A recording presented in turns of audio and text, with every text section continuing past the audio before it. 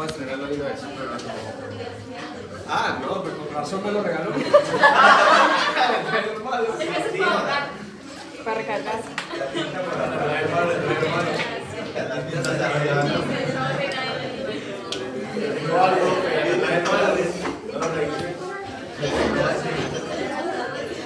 Mala esa.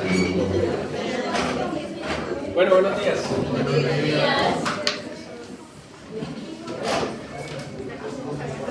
Hoy toca este tema. ¿Lo leyeron? Sí. Eso tiene 3 hojitas nomás, ¿no? Sí. O sea, colmo si no lo leyeron. Claro que tiene 3 hojitas en Game. La guía es más larga, la guía sí es como de 200 páginas. Bueno, ¿qué leyeron de Shock? Un estado de deficiencia circulatoria. ¿Un estado de qué? De deficiencia circulatoria. Hipoperfusión. ¿Secundario qué?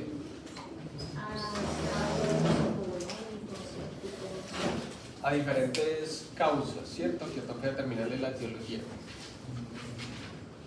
¿Cuál es el problema, el principal problema del shock? De eso toca prestar atención porque en este no tengo presentaciones. Entonces, de lo que quede acá en clase.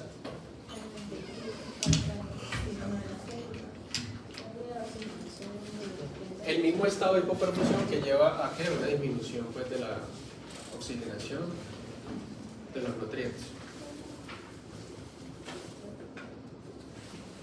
¿Puede llevar a la muerte o no? Sí. La mayoría de... Bueno, ustedes saben que uno del médico tiene que certificar las defunciones, ¿cierto? No sé si sabían eso.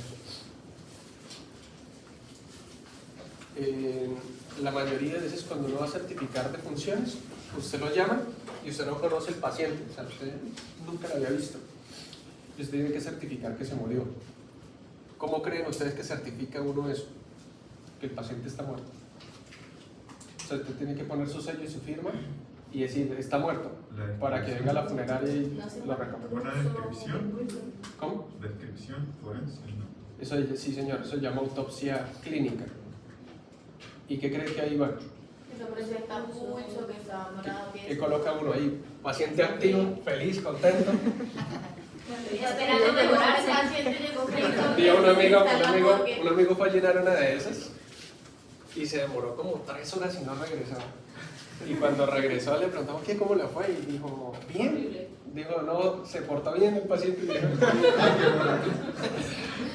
Y se demoró un chingo porque era la primera vez que llenaba uno y el marica no sabía mecanismo fisiopatológico. El paciente tenía muchas cosas y se dejó confundir. Y la familia coge y le saca todo los tratos de historia clínica y se sentó a leerlo desde hacía 30 años atrás de lo que tenía. Y no, eso no es así, o sea, uno determina la causa de muerte, como usted no le van a hacer una necropsia al paciente, ¿cierto? ¿En qué momento se hace necropsia? Cuando son muertes violentas. Cuando son muertes violentas, asesinatos, ¿sí? O que usted sospecha que lo envenenaron o alguna cosa, o se solicita.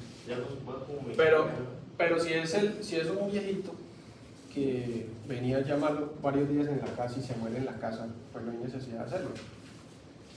Ahí uno, pues lo llaman y uno tiene que certificar la muerte. Yo hace como 15 días me tocó hacer una. ¿Cómo te sentiste? No, pues ya he hecho como unas 50, 60. Y el señor era un señor que tenía EPOC, desde hacía como unos 30 años atrás. Primero que la familia está un poquito como molesta porque es que la familia mucha gente no sabe, o sea, por la ignorancia, y pensaba que la persona se muere, usted llama a la funeraria y lo recoge y ya. Y pues el señor se murió como a las 11 de la mañana, 12 del día. Pues a mí me avisan a las 5 de la tarde, porque la familia decía, pero no lo recogen. Obviamente la funeraria no lo iba a recoger hasta que el médico lo certificara. Entonces me llamaron a mí, fuimos, me llevaron y Bueno, yo lo encontré ahí, estaba quieto. No, pues, ni modo, cada día. Eso es muy importante, ¿sabes? Si se mueve, no llamar a un médico, Paciente, a un padre. paciente atento, colaborador. Que llegue y lo salude. Entonces yo llego y yo pregunto, ¿de qué sufría? Entonces me dice cáncer de próstata, pero cáncer de próstata normalmente no lo mata de una forma tan rápida, está en un estado pues de como prolongado. EPOC, y el familiar me dice que él cada tanto, o sea el señor, cada tanto sufría exacerbaciones. ¿Qué exacerbaciones? Pues el paciente que tiene EPOC, que cada tanto ustedes ven que toca ir a hospitalizarlo porque se descompensa, le da algún tipo de gripa o tiene episodios de broncoconstricción y secreción y toca. Y el señor pues seguía fumando, seguía normal, o sea no se cuidaba. Y ya en el transcurso de este año ya ha tenido como unos 3 episodios de exacerbaciones. Entre más episodios de exacerbaciones tenga el paciente, más riesgo de mortalidad. Y los familiares me dijeron, desde hace como 2 o 3 días, estaba como con dificultad respiratoria, no, desde hace como día y medio estaba como con dificultad respiratoria, como con mucha tos, como que casi no comía, que se sentía ahogado. Yo les dije, ¿no lo llevaron a urgencias o algo? No, porque a él a veces le pasa eso y pues no. Por eso, si no se le pasa esta vez. Sí, no.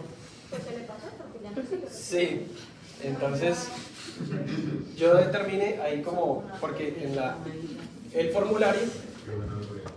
formulario ustedes no la pueden embarrar porque ese formulario tiene un número único. Un número único. Eso tiene uno que, lo mejor es como cuando uno vaya, uno llevar como unas 3 copias del mismo formulario. Porque si dañan el sí, no, eso no puede tener enmendadores. Lo mismo que cuando están en gineco que les toque llenar los nacidos vivos, esa vaina no puede tener enmendadores.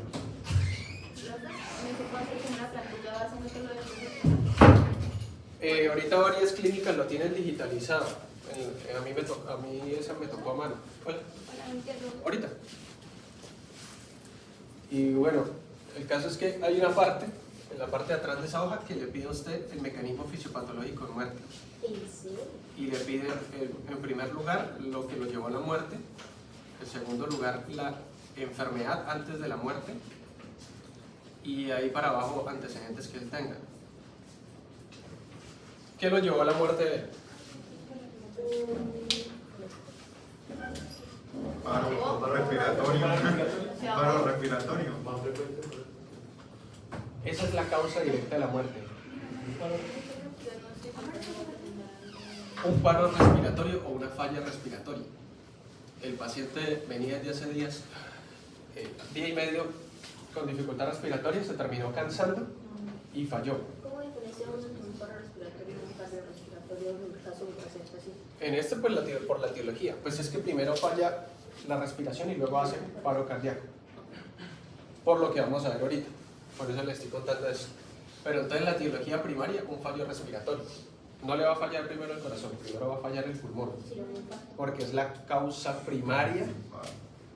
Pues si tuvo infarto o no, no le vamos a hacer necropsia, nunca lo vamos a saber. ¿Sí? Sino la más evidente. Nunca lo más evidente es lo que uno va a colocar ahí, porque usted no tiene nada más para trabajar, sino la historia clínica y lo que le refieren los familiares. Pero historia clínica yo no tenía, porque pues el señor era el usuario de la clínica donde yo trabajo y la historia está digitalizada, la familia no tenía nada. Entonces la causa primaria, un paro respiratorio, ¿cierto? Sí. ¿Secundario a qué? A episodios de Entonces yo acá puse, yo puse acá fue falla respiratoria, que en pocas palabras es lo mismo. Y acá puse secundario una exacerbación de EPOC. Y acá puse el antecedente de EPOC. Y por acá puse el antecedente de cáncer y eso. El de cáncer de próstata lo puse, sugiriendo que no me consta si de pronto el paciente en algún momento por el cáncer de EPOC habría hecho metástasis de pulmón y por entonces hubiera colado un poquito. Y esa es la secuencia. La mayoría de pacientes van a fallecer por eso. Falla multiorgánica, falla respiratoria, parada cardíaca, sepsis, shock. Esas son como las causas de muerte que uno más coloca acá. Tienen que estar bien seguros de eso. Puede parecer una bobada, pero el problema es que, como me pasó a mí ese día, si ustedes no están seguros y no se paran duro en el pedazo, los llaman como me pasó a mí. A los 2 días me llamó una jefe de Secretaría de Salud diciéndome que no, que estaba mal. Y yo, ¿por qué está mal? Y me dice, no, es que falla respiratoria es un diagnóstico muy pobre. Y yo, ¿por qué va a ser pobre? Y dice, sí, porque puede ser ocasionado por muchas cosas. Y yo, sí, pero es que abajo le estoy colocando el por qué. Luego, ella insistía, luego ya me dice, no, es que lo que pasa, ellos tienen allá un sistema, es que en el sistema, este diagnóstico no lo deja. Y yo le dije, eso no es problema mío. Básicamente me llamó como diciendo, cambie el diagnóstico que usted puso ahí, porque entonces, bueno, nos agarramos ahí, luego ya, porque es que ella me dice, no, es que es el diagnóstico que el estadístico diga. Yo, ay, sí, ¿cómo sí? Entonces yo le dije, entonces dígale al estadístico que vaya y lo certifique, porque ellos tienen allá un sistema y el sistema no sé si es viejo o es complejo o por pereza y ellos quieren colocar siempre los mismos diagnósticos. Entonces ella llegó y me dijo, no, colóquele shock cardiogénico. Y yo le dije, ¿por qué no va a colocar shock cardiogénico? Si el paciente no tenía insuficiencia cardíaca, no hizo en ningún momento ningún signo ni síntoma sugestivo de infarto y su sistema alterado primario era respiratorio. No, es que shock cardiogénico si no deja colocarlo el sistema más fácil. Yo le dije, no, entonces no manden un médico a certificarlo y coloquen lo que ustedes quieran. Me terminó pasando el número de una de las secretarías de salud. Lo mismo, la llamé. Y ellos mismos no están seguros. O sea, estamos en Colombia con todo supuestamente sistematizado y estratificado y ellos todavía no saben. Me hablé con la que coordina toda esa parte y le dije, pues como así que esto, ay sí doctor, es que esto es un diagnóstico que nos dicen desde Bogotá, que esto es un diagnóstico muy pobre. Entonces yo le dije, listo, se lo cambio por síndrome de dificultad respiratoria del adulto. No doctor, no me sirve, colóquele que infarto. Yo le dije, no, ¿por qué le va a colocar infarto? Y ustedes se van a encontrar en esas situaciones en donde otras personas que no son médicos les quieren decir qué es lo que quieren colocar. Entonces yo le dije, no lo voy a colocar, no lo voy a hacer. Entonces me dijo, doctor, uno no le puede llevar la contraria a ellos porque es que le hacen la vida a uno de cuadritos. Entonces yo le dije, pues hágale. Porque es que yo no voy a permitir que me falte el respeto que usted me diga qué diagnóstico tengo que colocar. Ya el paciente está muerto, yo sé que pues, no me voy a meter en problemas por eso, pero ¿por qué? O sea, porque un estadístico nos va a decir a nosotros qué diagnóstico tenemos que colocar, solamente que porque a ellos que las estadísticas, que si el diagnóstico en sistema aparece o no aparece.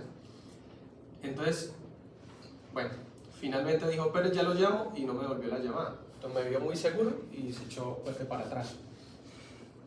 Y entonces les comento eso porque quieren poner todo como, todas las causas de muerte como esta. Y sí, la mayoría de ellas caen ahí, pero no siempre. O sea, hay otro tipo de causas, pero la gran mayoría de ellas casi siempre hay una falla orgánica, ¿sí? Secundaria casi siempre sí a una hipoperfusión. Entonces por eso yo les servía más todo lo que tuviera que ver con shock cardiogénico, etc. Rapidito les gustaba que uno lo colocara y pues no era así. A una compañera también le pasó, fue a certificar uno y el señor tenía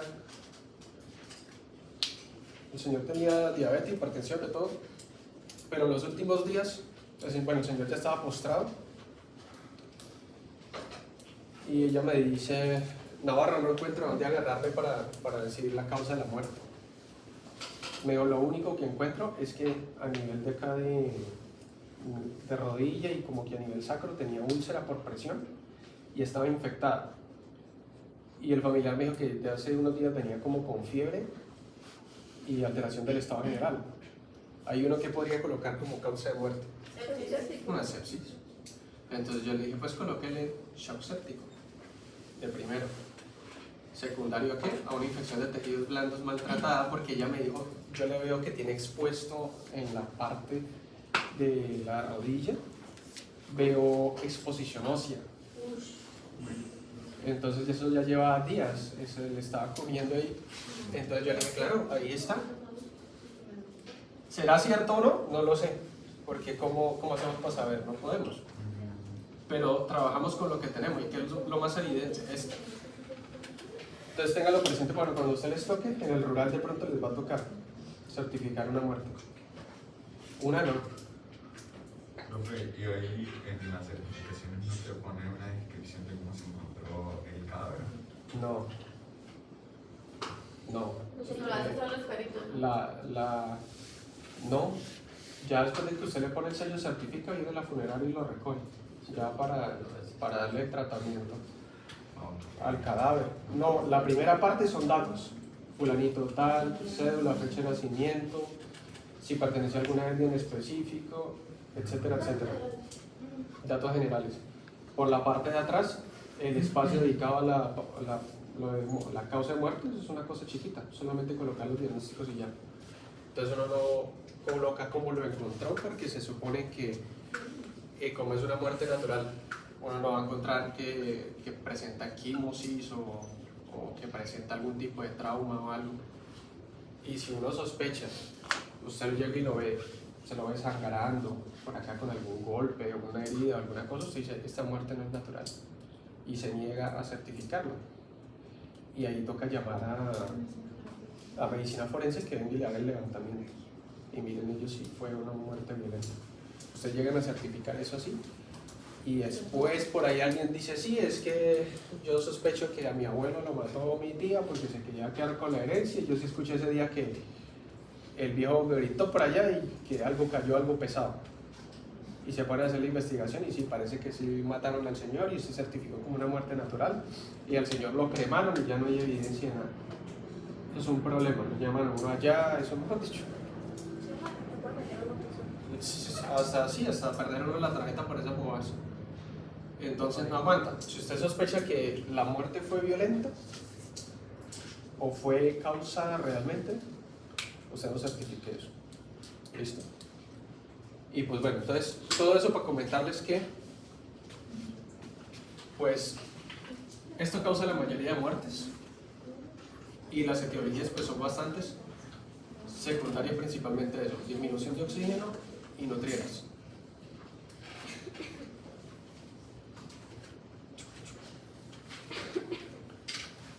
Bueno, ¿qué tipos de shock hay?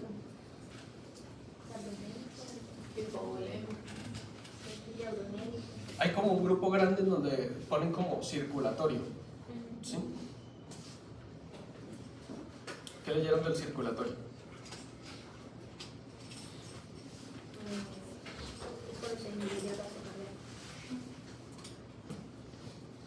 El problema es que Gator lo pone, o sea, en el circulatorio como que agrupa corazón, pero a la vez no, porque luego habla del cardiogénico. Lo que pasa es que acá, a grandes rasgos, sería que la hipovolemia, ¿cierto? Sí. Sino que es que acá Gayton habla un poquito de corazón, en el sentido que no que falle como bomba, sino que tenga alguna condición como obstructiva, como estructural, o sea, como mal funcionamiento tipo arritmia o algo así como una estenosis aórtica, ¿sí? Como algo estructural o funcional como tal en cuanto a arritmia. Y en el cardiogénico lo coloca así, es como la falla de la bomba. Dependiendo de la literatura que usted lea, lo agrupa, o sea, lo distinguen mucho mejor, ¿sí? En el circulatorio ponen solamente todo lo que tenga que ver con pérdida de volemia. Y en el cardiogénico todo lo que tenga que ver con corazón, tanto falla de bomba como la parte estructural, la agrupan acá. En el circulatorio la causa, o lo macro que le menciona el libro, que es la hipovolemia, ¿cierto? Hipovolemia rápida instaurada o hipovolemia de largo tiempo, o cómo. De instauración rápida. Es la hipovolemia que sucede en cuestión de minutos u horas. ¿Secundario a qué? ¿Secundario a qué? ¿Secundario a qué es la hipovolemia?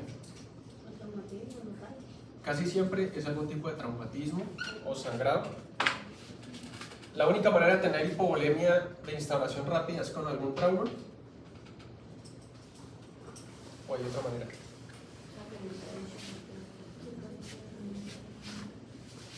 O sea, si yo tengo un paciente con shock hipovolémico ahorita, ¿necesariamente tuvo que haber tenido un trauma? ¿Por qué no? No, porque hay otras maneras de disminuir la volemia. ¿De instauración rápida? ¿Cómo? Entonces sí sería el trauma. ¿Alguna otra causa? Pero roto. Pero roto. O sea, sangrado. Entonces, el paciente puede que no se haya golpeado, o sea, puede que no haya tenido ningún tipo de traumatismo, ¿sí? Entonces, está hipovolémico, secundario a un trauma. Por ejemplo, lo más común es que un accidente de tránsito.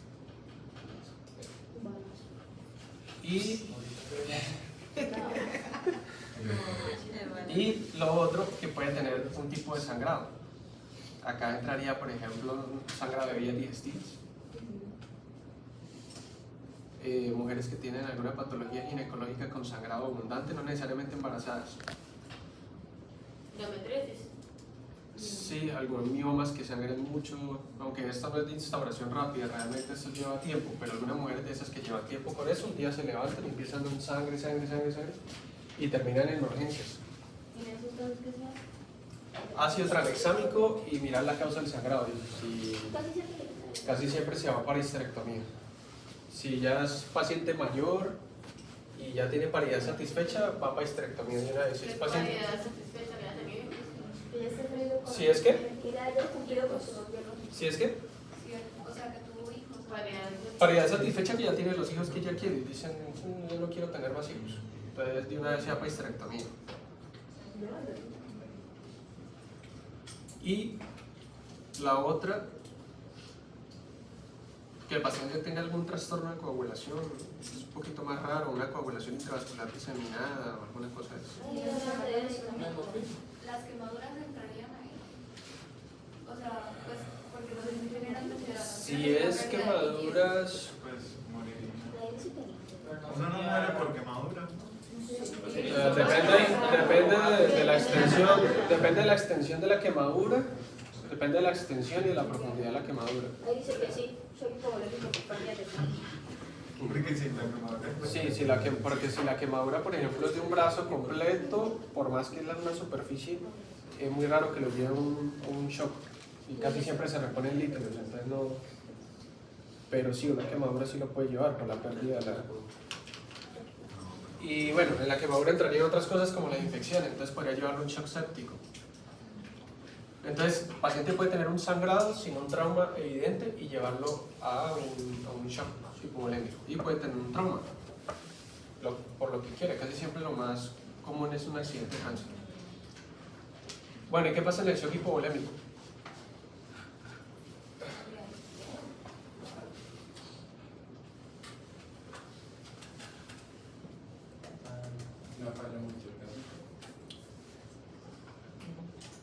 ¿Orgásmica? ¿Dijo?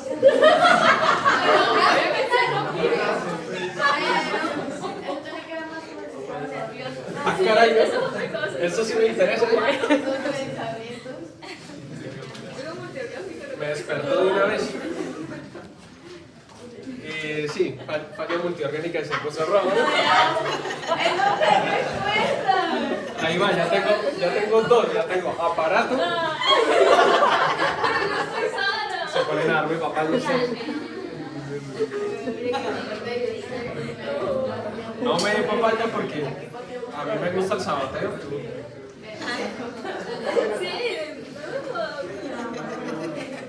A mí me gusta el sabateo, no me den papaya. Sí, como dice el compañero, la falla multiorgánica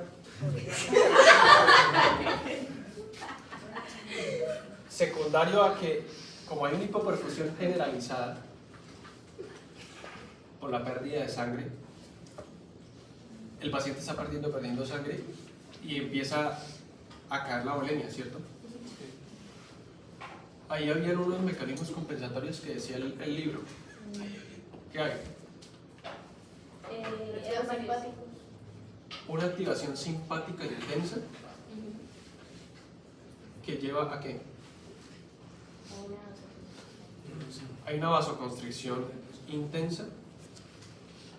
Sin embargo, el libro les dice que esto es dentro de unos rangos, porque cuando se supera el mecanismo compensatorio, realmente el paciente se hipotensa. Pero bueno, iniciando, el paciente está sangrando, una vasoconstricción intensa, arteriolar, ¿y qué más? ¿Arteriolar para qué? ¿Para qué es vasoconstricción de arterioles? Aumentar resistencia vascular periférica, que es uno de los más gasto cardíaco es igual a que la presión arterial. Entonces con eso sube un poquito la presión arterial para que no se altere tanto la perfusión. ¿Cuál otra? Secreción de renina para activar el eje. Bueno, antes de eso, venosa. ¿Para qué? Porque como esto tiene, ¿se acuerda? Mucha complianza, complacencia y sensibilidad. Sacar toda esta volemia que está en venas y llevarla acá para aumentar que el gasto cardíaco. ¿Sí? Entonces vasoconstricción venosa. Esto actúa a nivel de médula suprarrenal. ¿Para qué?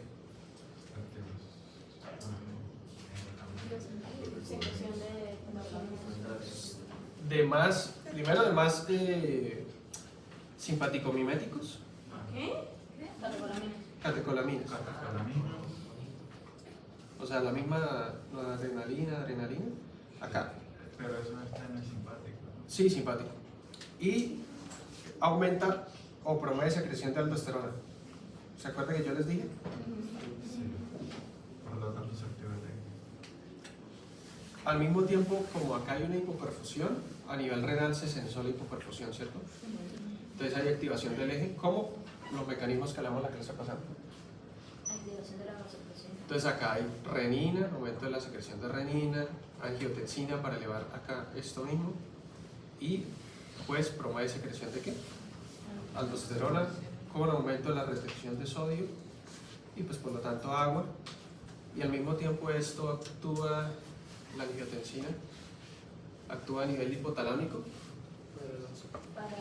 hipotálamo hipófisis para la producción de hormona antidiurética, y actúa también, no me acuerdo si se lo dije en la clase pasada, en los núcleos del centro de la sed. Creo que esto me faltó. Para que le dé sed y el paciente busque agua desesperadamente, pero pues como está en un estado de shock y hipovolemia no va a poder pararse de ir a la nevera a buscar agua. ¿La persona pierde el conocimiento? Depende del tipo de shock que tenga. En los primeros estados de shock se puede sentir muy mal, pero puede estar consciente, pero puede que no sea muy capaz de pararse a ir a buscar líquido. Entonces todo esto pues trata de compensar de que el paciente está perdiendo sangre, trata de elevar la presión arterial, pero llega un momento en que pues esto se pierde porque pierde mucha sangre. Si de pronto ese paciente en ese momento le tomó la presión arterial, puede que incluso esté hasta elevada, secundario a que a la activación simpática intensa. Si el paciente sigue perdiendo sangre y se va acercando casi a la mitad de su volemia en pérdida, cae bruscamente el gasto cardíaco. Esto, bueno, y cae la resistencia vascular periférica. ¿Esto secundario a qué? A que la presión a nivel cerebral ya se altera mucho y hay una hipoperfusión, ¿sí? A nivel cerebral. Y no puede mantener el funcionamiento de los núcleos que vimos en el capítulo 18, ¿eh? Los núcleos de los vasomotores, que yo les dije que eso estaba cerca del centro respiratorio también. Entonces, al no poder mantener la función de esto, no puede mantener el simpático, el tono de las arteriolas y las venas, por lo tanto cae la resistencia vascular periférica, y al caer esto también pues disminuye el gasto cardíaco. De por sí el gasto cardíaco va a empezar a disminuir porque como ya no hay volemia, acuérdense que por mecanismo Franz Starling bombea, y como ya no le está llegando nada, pues no bombea nada. Entonces en este caso el paciente se le empieza a caer la presión arterial.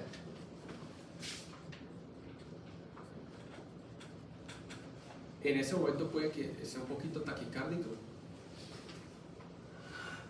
pero igual el gasto cardíaco va a estar disminuido. Y entonces ahí empieza un círculo vicioso porque no le llega sangre al cerebro, empeora el tono simpático, más hipoperfusión, no le llega sangre al corazón, entonces el corazón, ahí en el corazón puede haber ¿qué? Un infarto, si es que el shock no lo mata primero, puede haber arritmias que empeoran esto, la función de bomba del corazón. Y todo eso, bueno, lo otro que empeora, ¿qué es lo otro que empeora acá la resistencia vascular periférica? Aparte de lo que ya he dicho. Hay otra cosa que empeora esto. ¿Hipoxia? Sí. ¿Por qué? Pues porque eso lo que hace es que el paciente, la persona se desespera, No. hace que yo no sé. O sea, sí es la respuesta, o sea, esto sí es la respuesta, pero la causa, ¿por qué? ¿Por qué esto empeora esto? ¿Por qué Porque acuérdense que la disminución de oxígeno hace vasodilatación. Y este paciente está acidótico, ¿cierto? Entonces, aumento de ácido láctico, aumento de cuerpos cetónicos, aumento de ácido carbónico, que disminuyen el pH, ¿sí o no? La disminución del pH junto con la disminución de oxígeno, disminución de nutrientes, hacen vasodilatación en un paciente que ya está empezando a vasodilatar porque perdió el tono simpático. Esto hace que caiga mucho la presión arterial. Tanto así que en este punto, si le toman la presión arterial, ustedes van a encontrar 50, 40, 30 milímetros de mercurio. ¿Sí? Hay una hipoperfusión generalizada. Y eso termina llevando al paciente a la muerte, y la causa de muerte ya ahí sería pues una falla multiorgánica, primero. Secundario a qué?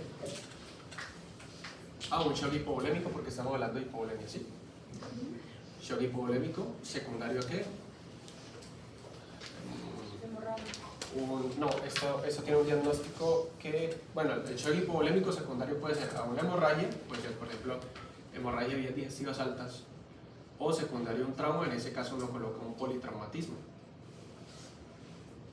Entonces estamos diciendo que él tuvo un politraumatismo o un sangrado que lo llevó a un shock hipovolémico, que lo llevó a una falla multiorgánica, que lo llevó a la muerte. ¿Sí entendemos ahora? Ese es como el proceso que se da fisiopatológico de muerte. Hay una parte en este paciente en donde si uno interviene le puede salvar la vida, pero hay una parte en donde igual si uno interviene, ¿ustedes lo leyeron ahí? Sí. Pues no va a poder hacer mucho. No va a poder hacer mucho. Creo yo que secundario a que ya hubo mucha hipoperfusión cerebral, no se recupera el tono simpático, y finalmente pues por más líquido o sangre que le coloquen como derivados, pues el paciente ya no tiene reverso. ¿Entendimos shock hipovolémico? Eso a grandes rasgos es lo mismo que le está diciendo Gento, pero pues uno lo relaciona también. ¿Alguna duda de esto? Hay un grupo que expone esto, ¿cierto? No, o es cardiogénico.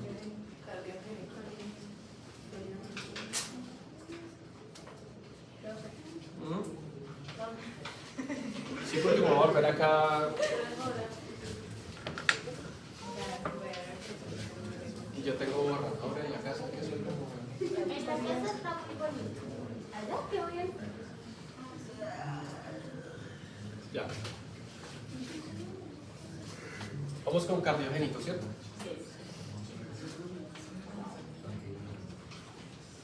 Bueno, este es secundario a qué?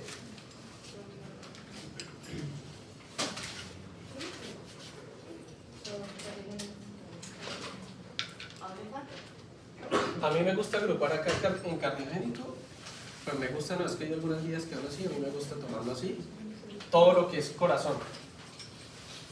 O sea, hablando en el sentido de que todo lo que involucra corazón como bomba y estructura. Yo suelo colocarlo pues ahí, o sea, dígase arritmias, infarto, insuficiencia cardíaca o alguna otra condición del corazón que me impida que circule adecuadamente pues la sangre.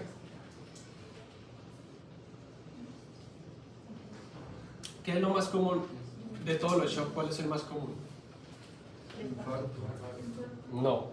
O sea, de todos los shocks, los diferentes tipos de shock, ¿cuál es el más común? El cardiogénico. ¿El qué? El cardiogénico. El cardiogénico es el tipo de shock más frecuente. ¿Por qué? Porque en Colombia, bueno, en Colombia y en el mundo son más comunes las enfermedades cardiovasculares.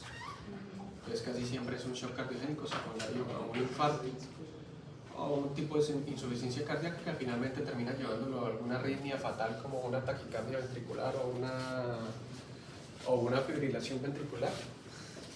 Y el paciente pues hace un shock cardiogénico por un mal funcionamiento de la bomba que pues disminuye el gasto cardíaco, ¿cierto?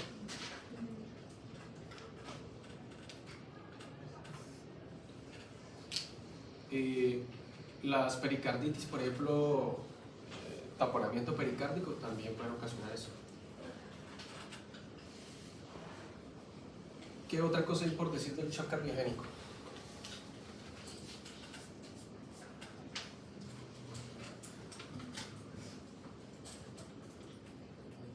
Nada más.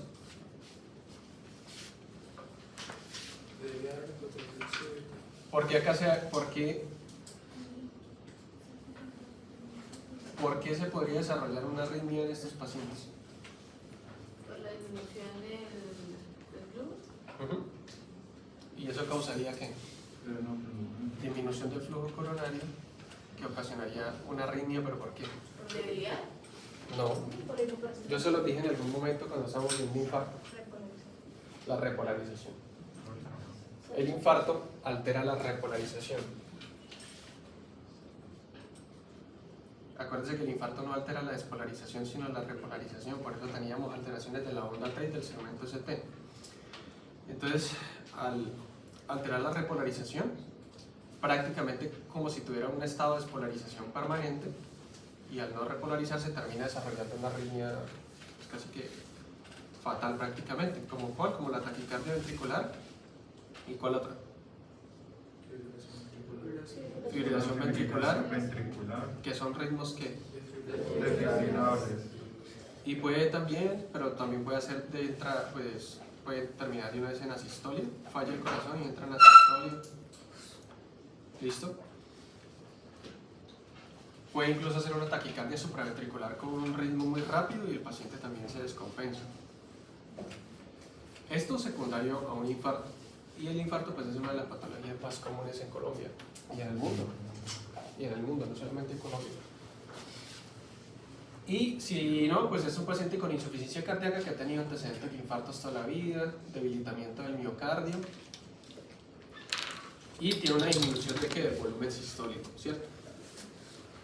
Y ese paciente en algún momento pues se descompensa, termina fallando la bomba, cae el volumen sistólico, por lo tanto cae el gasto cardíaco y el paciente hace un shock cardiogénico. ¿Por qué? Porque todos los tejidos entran en hipoperfusión. ¿Por qué? Porque disminuye el volumen sistólico, ¿sí o no? Y ya de ahí para adelante el mecanismo es parecido al anterior. Como disminuye el volumen sistólico, disminuye el gasto cardíaco, él intenta compensar con un estímulo simpático para elevar la presión arterial. El riñón sensa igualmente que está en un estado, como si fuera un estado de hipovolemia, porque nota que el volumen sistólico disminuye mucho y aumenta mucho, activa el eje de manera intensa, entonces retiene sodio, retiene agua, y entonces este paciente que les llega con insuficiencia cardíaca aguda, le va a llegar con lo siguiente, casi siempre puede ser taquicárdico. Eso le sirve a los que van a, creo que hay uno de insuficiencia cardíaca. ¿Cómo más puede estar ese paciente? ¿Qué otra cosa? O sea, ¿cómo puede estar? ¿Cómo lo encuentran? Quieto, colaborador, buena gente, saludando. Comiendo. Sí. Hipotensión. Depende. ¿De qué etapa de- Como dicen los depende. ¿En qué etapa es que...? ¿De cuánto tiempo haya pasado? Pero es que es cierto, depende. Sí. Si está en un estado inicial, lo van a encontrar que probablemente hipertenso o con presión arterial normal. ¿Por qué? Por todo lo que Porque la realidad. Por el mecanismo- Pero si eso causa por el mecanismo como compensatorio. deterioro, Ya lo van a encontrar hipotenso. por eso, pero si no se repolariza, eso causa deterioro, entonces no se le va a... No, pero acuérdense que estamos hablando ya de insuficiencia cardíaca, no estamos hablando ahorita de arritmia. Ya estamos hablando de insuficiencia cardíaca. O sea, el paciente viejito que lleva mucho tiempo hipertenso, mal controlado, que lo trae la familia y dice, hoy he estado como con dificultad respiratoria, tiene los pies hinchados, ¿sí? Y usted lo mira y él ahorita no está en una arritmia, sino que pues usted lo encuentra. ¿Qué pueden encontrar en el electro de ese paciente? Fuera de la arritmia. Puede ser que esté teniendo un infarto ahorita, pero digamos que no. ¿Qué otra cosa puede tener? Si no tiene la bomba del corazón bien, debería tener buen QRS. Tendría muy bajito. Puede que tenga los QRS, puede que tengan un voltaje bajito, hablando de que su parte de masa miocárdica no está, pues no está bien, está disminuida. ¿Qué otra cosa pueden encontrar? Ondas Q patológicas que me dicen que el paciente ha tenido múltiples infartos a lo largo de su vida. Sin hablar de taquiarritmias, podríamos encontrar también algún tipo de bloqueo que me dice que el paciente ha tenido en algún momento isquemias ahí a nivel del nodo sinusal o auriculoventricular. O pues sí, que tenga, no tenga onda P o no tenga alteraciones de la onda P o algún tipo de bloqueo auriculoventricular. Puede que también encontremos que tenga las complejos QRS altos o QRS bajitos. Si es así, pues disminución de la masa. Y si es así, todavía tiene algo de hipertrofia miocárdica en algunas zonas del corazón, como hay algunas partes que quedan bien perfundidas y otras que no tanto, puede que algunas zonas todavía estén en hipertrofia. Desviaciones del eje, etcétera, ¿sí? Que me hablan de un corazón patológico. Y el paciente con insuficiencia cardíaca aguda, ¿cómo llega? Casi siempre llega taquicárdico, taquipnéico. ¿Por qué llega taquipnéico? Porque no le llega el oxígeno, Como él tiene falla respiratoria, No. Su falla dónde es? Circulatoria, pero el cuerpo no lo sabe. Pero el corazón. Su falla es cardíaca, cardiogénica. Entonces, claro, él está respirando, llega oxígeno a los alvéolos, pasa de pronto sangre, sí pasa, pero no tiene una bomba eficiente que lo distribuya, ¿sí? Entonces, lo que hace para compensar es incrementar frecuencia, porque es que como no llega oxígeno a los tejidos, se acumula CO2, que es pues, vasodilatador, entonces eso aumenta el retorno venoso y eso justifica la taquicardia, pero también la acumulación de CO2 estimula los centros respiratorios a nivel de ¿dónde? No, a nivel de pulpo, puente, toda esta zona que se acerca al centro vasomotor. Y pues esa acumulación de CO2 que le dice aumenta frecuencia cardíaca para barrer CO2 respiratorio. Entonces le puede llegar taquipnéico. ¿Cómo más le puede llegar? Pues, Él puede llegar con... Acá les estoy adelantando un chingo de trabajo a los que les toca. Desmayado. con delito. Él puede llegar con... Sí, y depende. Depende. Porque puede que le llegue con el abuelo ahí y solamente se lo ve como. Puede que llegue hablando locuras. Sí, usted llega, lo va a atender y. No me toque, Petro, y cuerpo. Dice, no, señor, no soy. No, a ti te confundiría más como con una ardilla. ¿Sí? Sí. Bueno. Él puede llegar con cenosis. ¿Cómo? Azulito.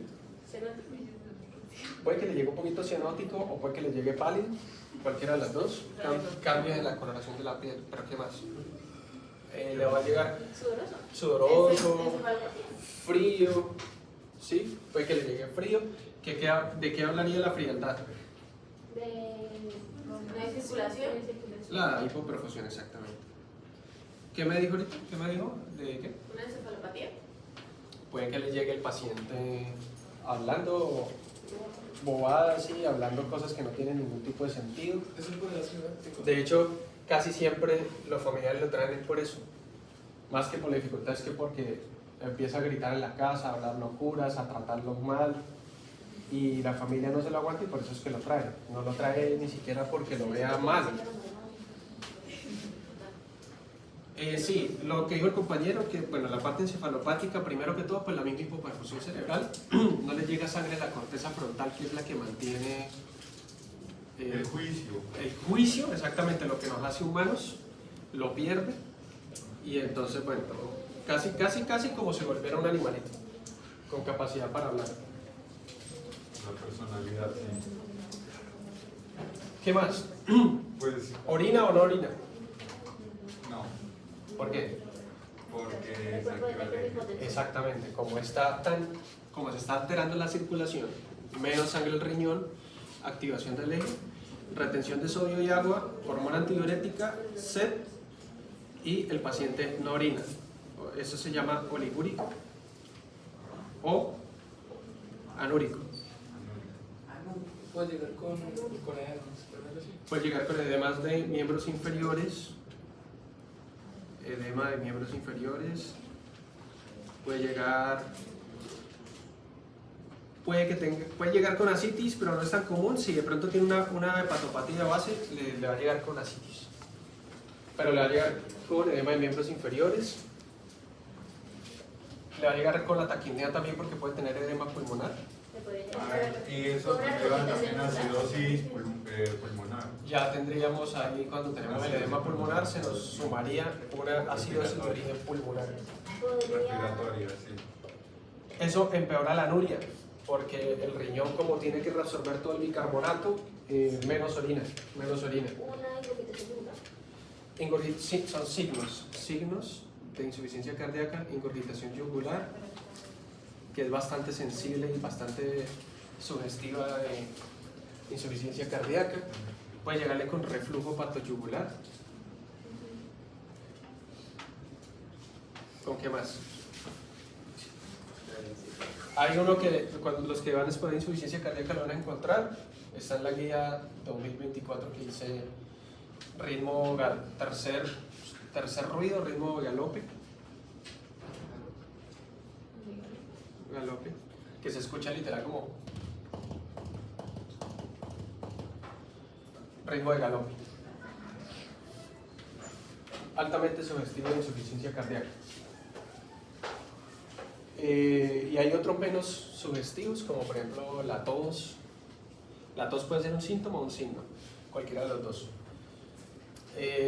La tos, la disnea paroxística nocturna, etc. ¿Listo? Todo esto, ¿por qué? Por un estado de hipoperfusión. En cuestión de secreciones, ¿cómo está bien? ¿En cuestión de qué? De secreciones. ¿De secreciones qué? ¿Respiratorias? No, en cuestión de generales. Nasales. ¿Estarían disminuyendo?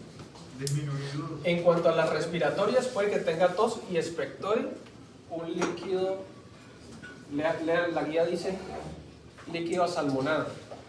Es como un líquido, sí, color salmón, no es ni sangre, pero es como rosado, que se cree que es por la extravasación de plasma a nivel pulmonar. Inunda el pulmón y eso le genera tos y él puede expectorar. Si la causa de que se descompensara la insuficiencia cardíaca fue una neumonía, porque estos pacientes con insuficiencia cardíaca a veces están bien con su tratamiento y de un momento a otro llegan mal y usted lo busca y el paciente tiene algún tipo de infección. ¿Por qué se descompensan? Porque ellos están en un estado de equilibrio muy delicado. Cualquier cosa que altere su metabolismo, su temperatura, cualquier cosa, inclina la balanza. Entonces, si hace, por ejemplo, una neumonía, la neumonía altera el parénquima pulmonar, menos oxígeno, ya con eso aumenta frecuencia cardíaca y como está con el corazón débil, ya de una vez empezó. ¿sí? La neumonía incrementa la temperatura y al incrementar temperatura aumenta el flujo cardíaco, retorno venoso, perdió, porque este corazón está insuficiente. La neumonía puede ser cualquier infección, ¿no? Estoy hablando de la neumonía. La neumonía puede causar una sepsis y se le suma a esto un shock séptico, perdió también. La neumonía es un estado infeccioso que al haber infección aumenta el metabolismo para llevar más sangre a ese lugar para combatir. Y entonces hay más gasto de oxígeno para que los neutrófilos y los leucocitos creen especies reactivas de oxígeno, ¿cierto? Ahí está, doctor Arnáez, clase. Eso consume mucho oxígeno y energía y es altamente costoso que un paciente con insuficiencia cardíaca no tiene, digamos, el combustible para tolerar ese trote. Y eso los descompensa. Entonces, si usted le llega a un paciente con insuficiencia cardíaca y usted que se está tomando los medicamentos, que viene mucho tiempo sin ningún cambio, que venía bien, sospéchele algo. O de pronto a veces es paciente diabético y no se aplicó la insulina y está en una ¿qué? Cetoacidosis. O está hiperhormonal hiperglicémico. Entonces usted mire, si es diabético, si se está aplicando o no la insulina, mire la glucometría cómo está. Si ve alguna alteración en el electrocardiograma que pueda sospechar, puede ser un infarto o alguna infección, algo está cambiando. Incluso una simple gripa lo puede llevar a ese estado. ¿Listo? ¿Qué más? ¿Qué más podemos hablar de este paciente? Que le sirva de la exposición. ¿Ya? Acá se puede sacar más. Bueno, ¿cuál sería el tratamiento del paciente, el que vimos ahorita, hipovolémico? Oxígeno. Sangre, plasma. Oxígeno. La reposición del líquido de sangre, plasma. El oxígeno sí o sí lo va a necesitar porque sí o sí va a estar desaturado. Porque como no tiene volemia, o tiene volemia disminuida, su cuerpo está en un estado de hipoperfusión sí o sí, entonces está acumulando CO2. Entonces el oxígeno nos va a ayudar a mejorar perfusión y a mejorar ¿qué? El tono. El tono. ¿Por qué? Pues porque el oxígeno a nivel de los tejidos locales pues promueve vasoconstricción. Entonces solamente con poner oxígeno puede que mejoremos un poquito el tono, pero solamente con eso lo vamos a lograr. No, el Lo agua y electrolitos. Reposición hidroelectrolítica, o sea, cristaloides.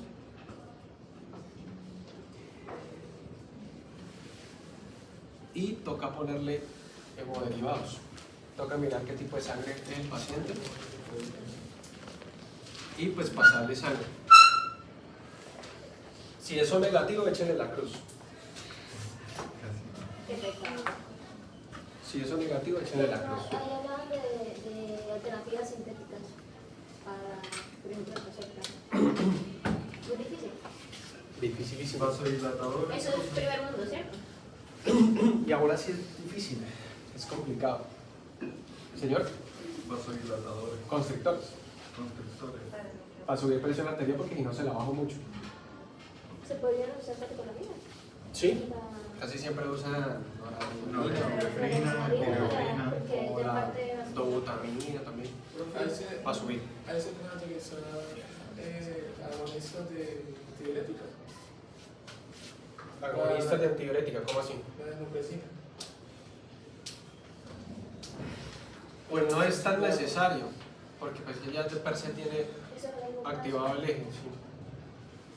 Casi siempre el tratamiento es esto, reposición hidroelectrolítica, mirar qué tipo de sangre es para empezar a reponerle y pues manejar la parte de la presión En arterial. caso que sea causado por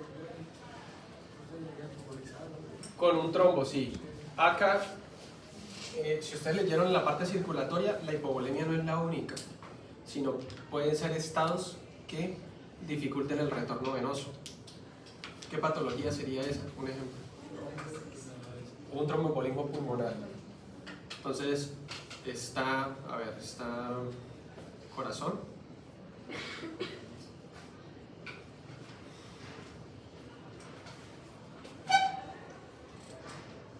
Esto es un poquito más para acá.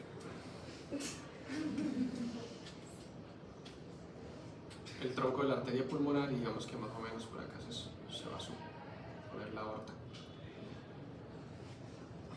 si hay un trombo lo suficientemente grande para que tape la raíz de la arteria pulmonar, el paciente va a hacer un shock de origen circulatorio, porque no está perdiendo sangre, su volemia, digamos, está conservada, pero el trombo obstruye esta zona No deja fluir. y no deja llegar sangre a los pulmones y de los pulmones al corazón izquierdo. Y colapsa el corazón. Por lo tanto, sí, esta zona pues disminuye su volumen sistólico porque le está llegando menor cantidad de sangre, pero el shock no es de origen cardiogénico, porque el problema no está el corazón, es la función de bomba. Exacto, no es de bomba, sino que es de un trombo a este nivel que me está obstruyendo la sangre que no me permite que llegue. Y pues sería de origen circulatorio. En este momento, como dice el compañero, a esto habría que sumársele la trombolisis de ese trombo que está ahí. ¿Cómo es saber? ¿Cómo? ¿Cómo se sabe? Porque hay unas condiciones que alteran la tríada de Virchow. Ay, baja. Entonces, si uno sospecha que el paciente tiene alguna alteración de la tríada de Virchow, por ejemplo, si fue intervenido por cirugía ortopédica hace pocos días y estaba en reposo, alta probabilidad que haya hecho un trombo. Si usted le ve que tiene alguno de los miembros inferiores edematizado, que tenga una sospecha de trombosis venosa profunda, quiere decir que el trombo se originó ahí, subió, cava al corazón derecho y se enclavó en tronco de la arteria pulmonar. Entonces, si usted le ve signos de trombosis venosa profunda, pues es que hizo un TEP secundario a la trombosis venosa profunda. Si usted le ve que, por ejemplo, es una embarazada, el embarazo es un estado de alteración de la coagulación, promueve la hipercoagulabilidad. Si usted ve que fue intervenido por cirugía, si usted ve que tiene cáncer, si ya había tenido un episodio anterior de esto y de esto, o está anticoagulado, pronto no se tomó el anticoagulante, falló. Si de pronto es un paciente obeso con alteraciones de la coagulación también, bueno, todo esto. Entonces, y porque dice la clínica de la trombosis pulmonar, que es que el paciente está tranquilo y tiene una disnea súbita, una dificultad respiratoria súbita. O sea, esto no es de días y de horas, él está acá ahorita tranquilo y comienza con la dificultad respiratoria. Esto es altamente probable que tenga un TEP. Y pues cuando usted lo sospecha, si la sospecha es alta, uno le hace una cosa que se llama los criterios de Wells. Entonces se le aplica los criterios de Wells y si tiene de cierto puntaje hacia arriba, altamente probable que tenga un evento trombótico y ya le da a usted el aval para que usted lo trombolice, así usted no le conste que tenga el trombo. Si está inestable como ahorita, usted lo puede trombolizar, no necesita confirmarle con imagen el trombo. ¿Y por qué le tomo una cosa que se llama dímero D? Que el dímero D es un producto de la degradación de la fibrina. Acuérdense que la fibrina es el estado final del trombo. Cuando el trombo se forma, el fibrinógeno pasa a ser fibrina. Cuando el fibrinógeno se degrada y pasa a ser fibrina, se generan unos péptidos pequeñitos que se llaman dímero D. Cuando se eleva el dímero D, eso nos dice que hay un estado de coagulación. Entonces, así de esa manera uno lo sospecha. Y si está inestable, pues a todo esto le suma ¿qué? La trombolisis de esto. Entonces sí, él tiene razón. Y ese sería el tratamiento para eso. Ahora en el cardiogénico, ¿qué haría? Profe, y en caso de que sea por algún caso de retorno venoso como el síndrome de la vena cava, ¿voy a cortarlo también? En el síndrome de vena cava, por ejemplo, vena cava superior se va a alterar, pero normalmente no llega así. Porque el síndrome de vena cava superior obstruye, pero aún así permite que siga drenando. Y aún así tiene toda la volemia de la parte inferior, que es muchísimo más, entonces no le va a llegar a uno el paciente como tan descompensado. Si es de la parte inferior, por ejemplo, por algún cáncer, un tumor metastásico que comprometa y en algún momento crezca lo suficiente como para comprimir estructuras y drenaje venoso, pues tocaría mirar. Ya la parte sería quirúrgica, remover tumor, no sé. Digamos, no sería tan agudo, daría mucho más tiempo. Uno ya sabría que el paciente tiene cáncer o que tiene alguna condición. ¿Listo? ¿Y en el cardiogénico qué harían?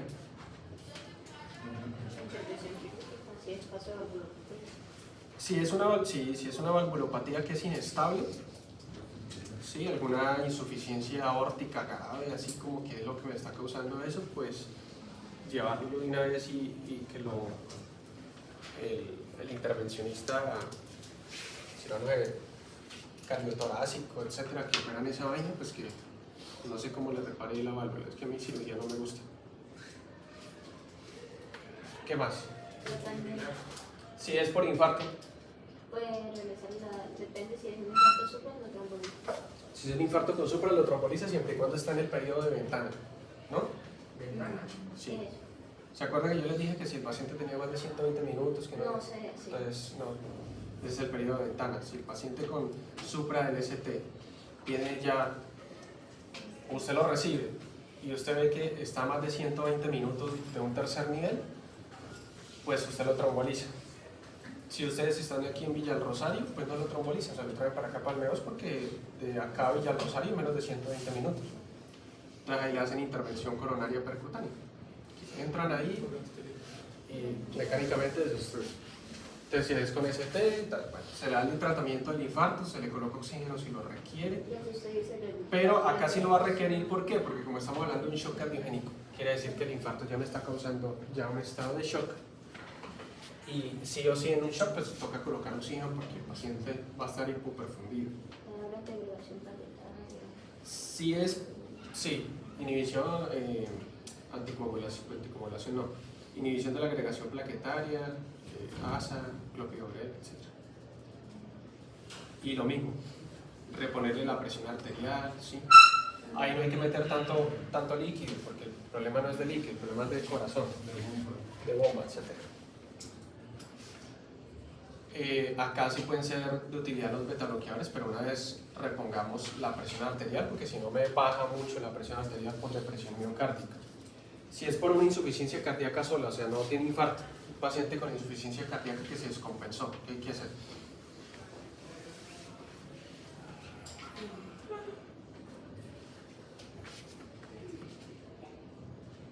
¿Qué hay que hacer ahí? Reanimación. No, pero está despierto, está, lo que les digo, el viejito, no, que no está orinando, tal, pero está con signos de falla cardíaca y se está hipotensando, está entrando en un shock cardiogénico, pero no ha entrado en paro todavía. A ese le pueden subir la pierna para meter el retorno venoso, ¿sí? Pero también toca tener presente que al yo hacer eso en un corazón insuficiente, Va a empeorar el estado. le voy a incrementar el trabajo. Entonces a mí me toca potenciarlo. ¿Cómo se mejora su corazón si está dañado? Acá hay que mirar una cosa. Hay diferentes fenotipos. Si el paciente está congestivo, sí o sí, diuréticos. ¿Cuáles? Furosemida. ¿Por qué? Porque es un diurético de ácido. Tiene un poder, te lo pone a orinar bastante y evacúa líquido. Entonces con eso mejora edema pulmonar.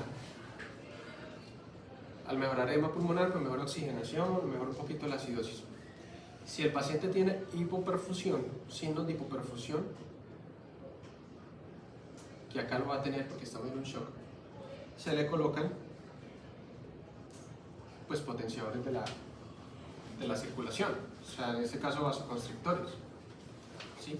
¿Y cuáles son los signos de hipoperfusión? Pues la piel está fría, sudorosa, pálida, no orina, alteraciones del estado mental. Entonces con esto uno dice, está hipoperfundido, toca ponerle vasoconstrictores.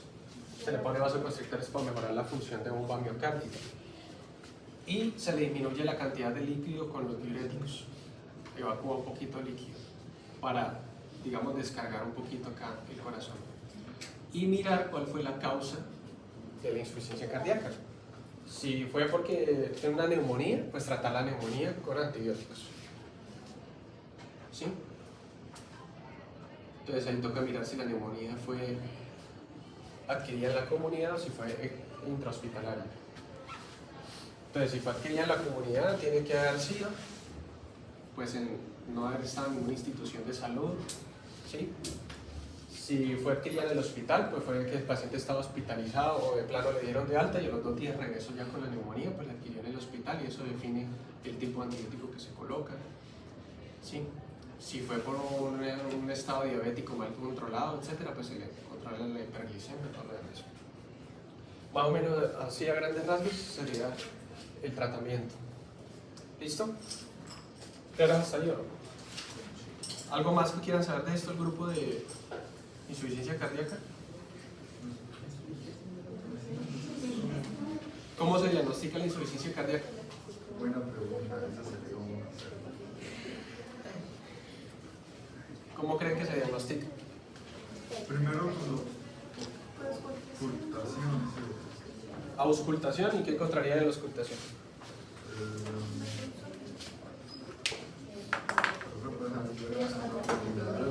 ¿Pero cuáles? Soplo, ruido, galopeo, quesitos. Sí, sí, puede encontrar galope, puede encontrar algún tipo de soplo. Silbido. Puede que el soplo sea el que me está ocasionando la insuficiencia cardíaca per se, o puede simplemente que ya estuviera ahí. Pueden encontrar la taquicardia, aunque al pulso también se van a dar cuenta. Bueno, pero que con eso no se diagnostica, con eso se sospecha. El diagnóstico a mí me lo da cuando yo lo confirmo. Yo tengo que confirmar un paciente que tiene insuficiencia cardíaca. ¿Cómo lo hago? ¿Solo con los puros signos y síntomas? No. ¿Qué examen es? Primero se toma un electro para ver cómo está. Un paciente con insuficiencia cardíaca sí o sí tiene un electro alterado. Puede que salga una fibrilación auricular, puede que salga un flúter, puede que salga bloqueos auriculoventriculares, bloqueos sinusales, bloqueos de rama, signos de hipertrofia miocárdica, desviaciones del eje, ondas Q alteradas. Y listo, el electro salió alterado. ¿Qué hacemos ahora? ¿Qué cosa pedimos? La historia clínica ya la sabemos, porque la hicimos nosotros. No podemos mandarlo al cardiólogo todavía. Nos va a putear. Nos va a putear. Si lo enviamos ahorita, nos va a putear. Tenemos que enviárselo ya listo. Esa es el labor de los médicos en Colombia, los médicos generales. En Estados Unidos, ustedes se dan cuenta, no existe el médico general. En Estados Unidos todo el mundo se gradúa y casi que de una vez entra a la residencia que quiere. Entonces el concepto de médico general no existe. Si usted está enfermo del corazón, va al cardiólogo. Si tiene problema endocrino, va con el endocrino. Pero acá no, acá nosotros tenemos que saber de todo. Entonces, eso es lo bacano que Colombia nos ponga las cosas tan difíciles, es excitante. Porque si fuera más fácil no sería. La presión arterial. Mira, presión arterial para determinar si mi insuficiencia cardíaca es de origen sistólico o distólico. Se podría un ecocardio. Listo, presión arterial y todo eso entra en la valoración clínica. ¿Qué vamos a pedir? ¿Pedimos electro? ¿Qué más? Un eco. Todavía no. Infarto. Todavía no. Sí se pide, pero todavía no. La troponina. Hemograma. Un hemograma, sí. ¿Qué podemos encontrar en el hemograma? Cuerpo cetónico.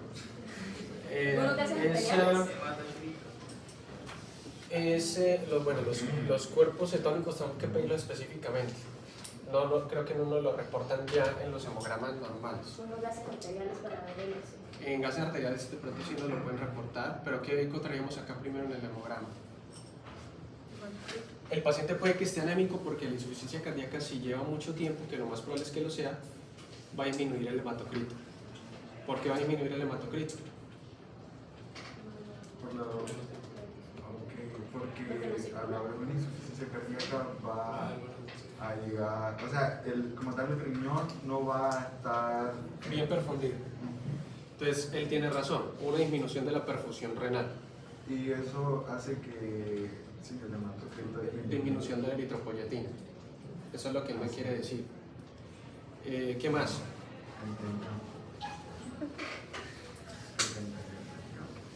¿Qué más? Porque acuérdense que ahí está hemodiluido, porque está en un estado de ¿qué? Hipervolemia. Entonces tiene una hemodilución, ¿sí o no? Sí, sí. Entonces, ¿por qué no lo dijeron? Todo esto lo van a necesitar en fisiopatología, relacionarlo todo. Hemodilución, ¿por qué? Porque es que entre menos profundo esto, más sólido y agua retiene. Entonces, más líquido, más líquido. Entonces, la parte deforme de la sangre va a ser cada vez menor. Entonces, hemodilución.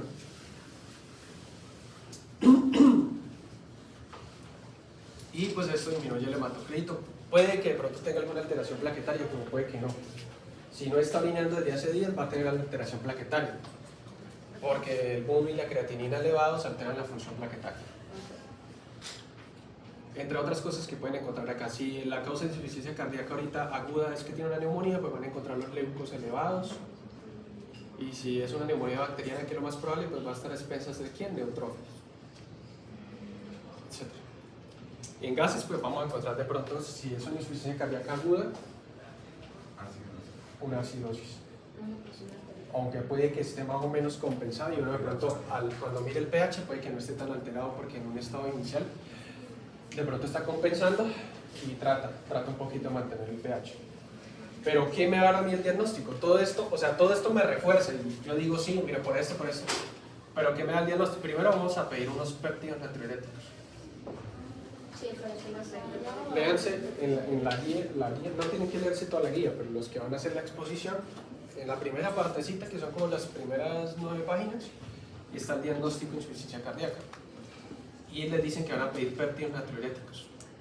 ¿Listo? Que está el péptido natriurético tipo B y el propéptido. Bueno, y ahí hay unos valores. Cuando esos valores están superiores del punto de corte, quiere decir que el corazón está sufriendo. Hay una dilatación de las cámaras. Y está produciendo péptido natriurético ¿para qué? Para disminuir esa cantidad de líquido que tiene, exacto. ¿Listo? Pero acuérdense que al mismo tiempo hay una retención por parte del eje.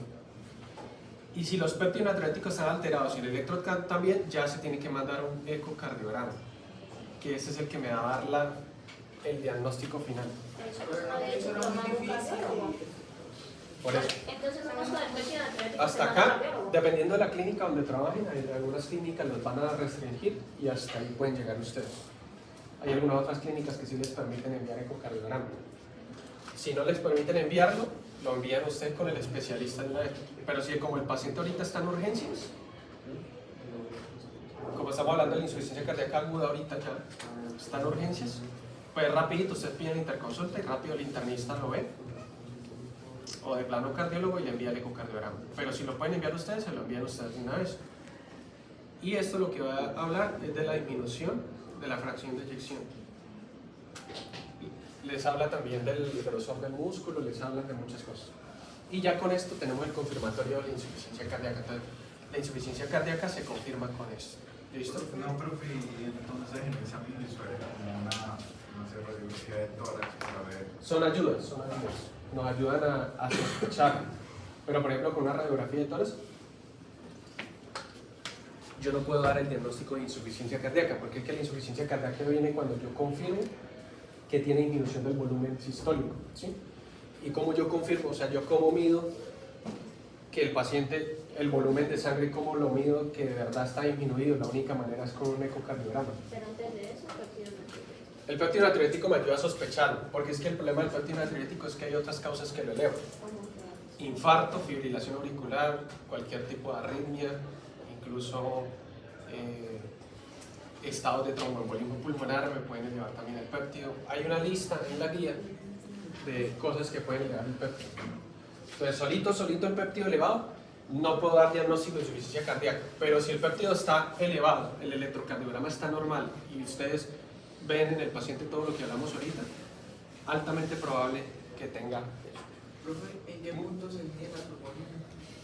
Si usted está sospechando infarto, acá en este paciente habría que pedirlo. Todo paciente con insuficiencia cardíaca que llegue, toca pedir troponina. ¿Pero junto con el péptido? Sí, es que todo esto, usted lo ven como si fueran pasos, pero eso usted lo va pidiendo, o sea, todo, menos eso.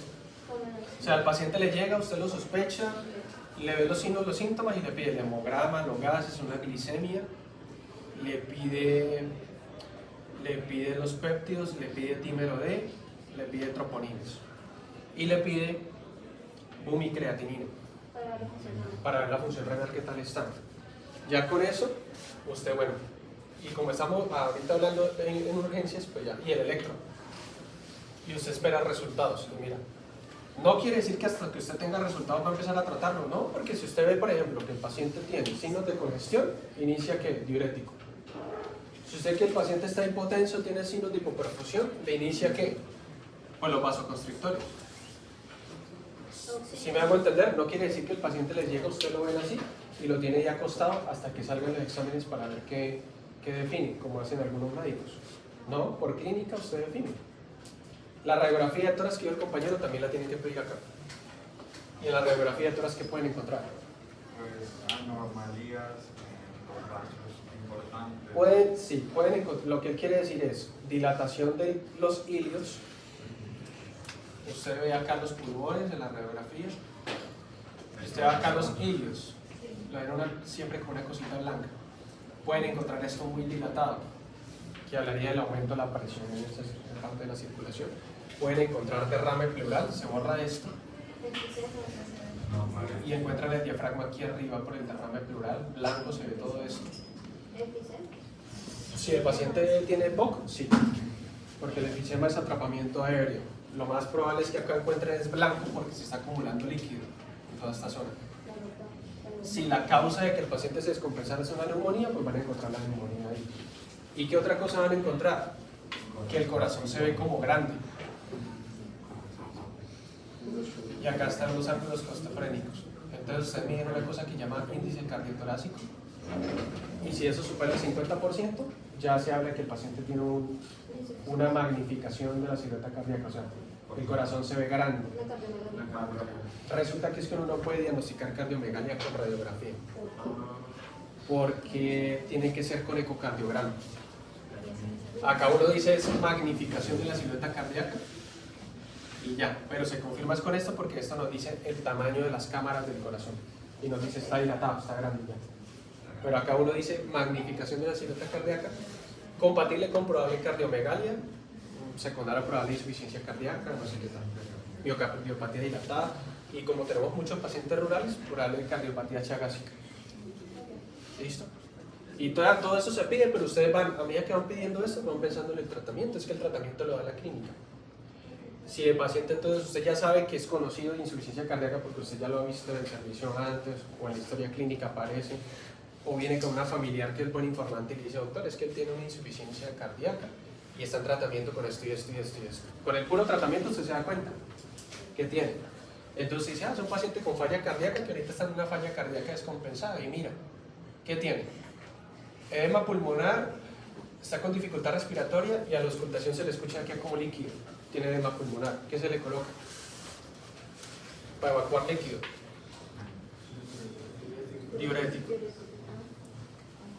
Que los miembros inferiores están muy edematizados. ¿Qué se le coloca? Diurético. Furosemida. Y ahí no sería Que usted le toma la presión arterial y usted ve que está como la presión muy bajita, está frío, casi no está orinando. ¿Qué se le coloca?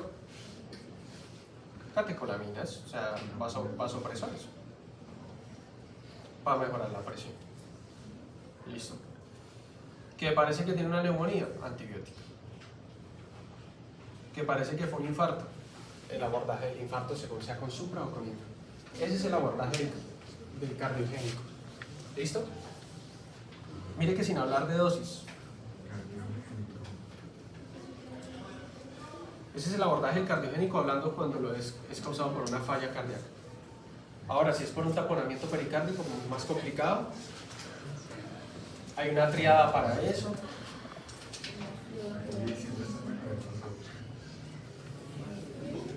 Y toca hacer drenaje pericárdico, toca drenar el líquido que está ahí. Bueno, ¿cuál es el último?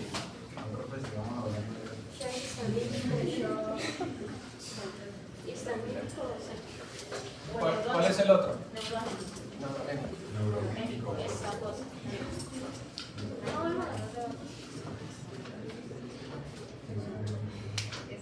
Neurogénico. ¿Qué es lo clásico acá? Nosotros, bueno, los que van a exponer sobre el corazón, ¿no pueden hablar de neurogénico o sí? Pues no es necesario. A no ser que incluya, no, pero es que netamente cardiogénico es corazón. Corazón solamente. porque en el neurogénico puede hacer que el corazón falle, Pero no. pero no es la causa directa, sino la causa directa fue neurológica.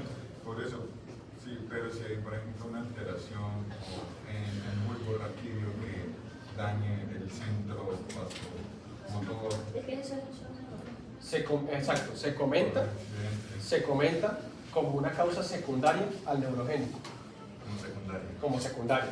Tuvo una falla cardíaca circulatoria secundaria a un shock neurogénico. ¿Por qué? Porque el corazón estaba bien. Lo que falló fue la parte neurológica, que casi siempre es secundario a un trauma.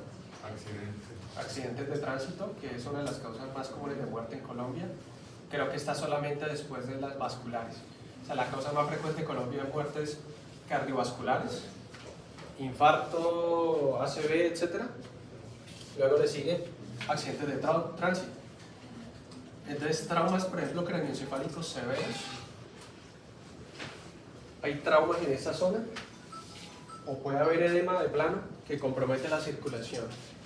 ¿Cierto? La circulación en dónde? Pues acá en los centros vasomotores. Esto conlleva una disminución de la resistencia vascular periférica y una disminución del gasto cardíaco. ¿Por qué? Porque acá pues deja de funcionar el centro cardioestimulador y deja de funcionar el centro. Sí, está ahí pegadito. Está ahí pegadito. De hecho, casi siempre va conjunto.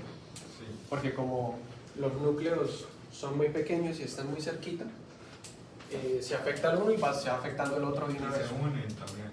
Entonces, prácticamente a la par que el paciente va haciendo la falla circulatoria, va haciendo la falla ventilatoria. Deja de ser sensible a las concentraciones de dióxido de carbono. Entonces no. Por eso que usted ve que el paciente con trauma craneoencefálico severo de una vez que hace, aseguran vía aérea intuban. De una vez, intuban. En pacientes, por ejemplo, que tengan meningitis o infecciones del sistema nervioso central, como por ejemplo meningitis. De la meningitis hay una inflamación severa por la infección, por la respuesta inmunitaria, y hay un edema, y el edema pues compromete toda esta zona. Puede ser que la infección sea de plano en esta zona también, pero casi siempre es en la corteza y la meninges, y el edema de esta zona empuja esto hacia acá y se hernia y hay una falla. Y el resto del mecanismo de shock pues es igual a lo anterior. Hay una hipoperfusión generalizada que se exacerba porque pues cae la resistencia vascular periférica, se pierde el tono simpático, la acumulación de CO2 vasodilata más, hay acidosis. ¿Listo? Falla en la parte cardíaca, perdón, y eso lleva al paciente pues, a la muerte.